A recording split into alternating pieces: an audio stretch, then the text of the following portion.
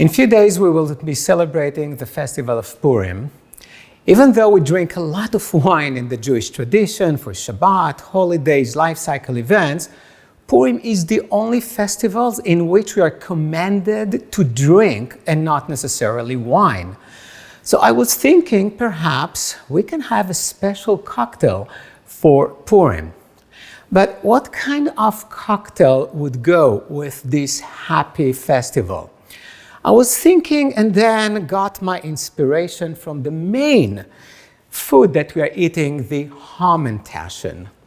This triangle cookie filled with many different things. I know that some of you may like Nutella or some apricot jam, but for me there is only one kind of Hamantaschen filled with poppy seeds. So to make the Hamantaschen inspired cocktail, we need some poppy seeds, and it's really helpful if you happen to have a glass shaped like a Hamantaschen, but of course any glass would make it. I like to lightly toast the poppy seeds before I use them. Preheat low, medium. You have to be very careful not to burn them. So probably it will take about a minute or so. Next, I'm going to rim the glass with the poppy seeds. I love the combination of poppy seeds and lemon, or in this case, we'll be using Persian limes. I don't dip it inside of the lime juice because I don't want it to go inside. So just gently, I am going to place the sides of the glass.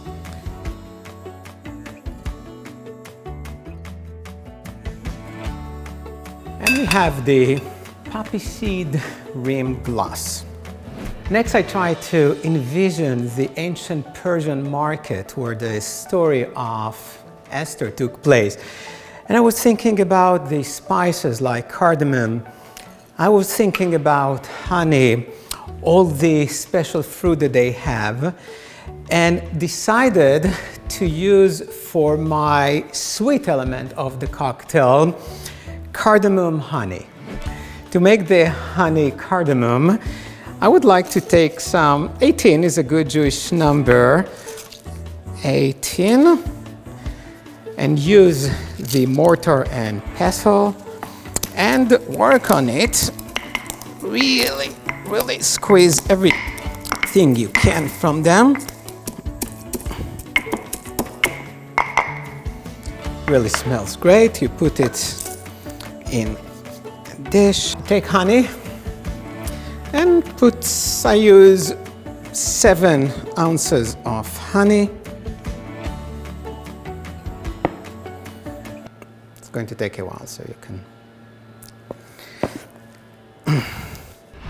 7 ounces of honey, 3.5 ounces of hot water. You mix it and let it rest for 12 hours. Now I know some of you might be disappointed because you want to make it now. There's really no problem to make it now.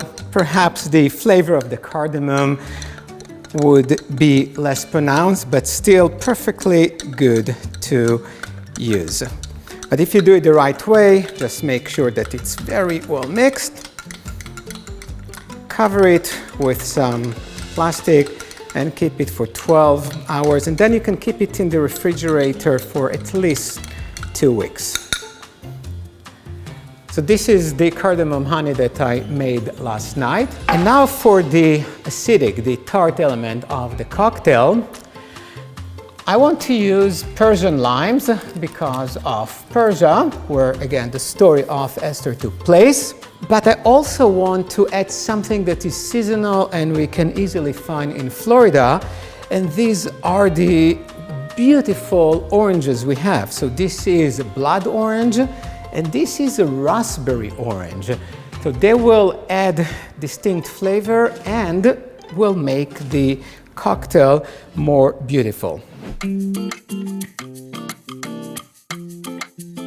And now when we have the blood orange juice and we have the Persian lime and the cardamom honey, we're ready to assemble the cocktail. So take your shaker, fill it with some ice. I like to use some rye whiskey, but use bourbon if you prefer. And I would use 1.5 ounces. 3/4 of an ounce of the honey cardamom, 1/2 ounce of the Persian lime, and 1/2 ounce of the blood orange. And a bit more. And you want to shake it for about 20 seconds.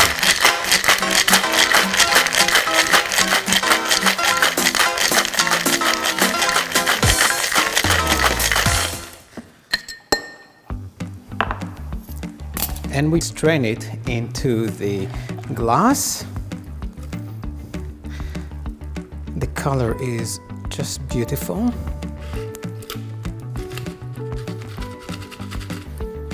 And to make it perfect, Gali prepared some tiny Hamantaschen.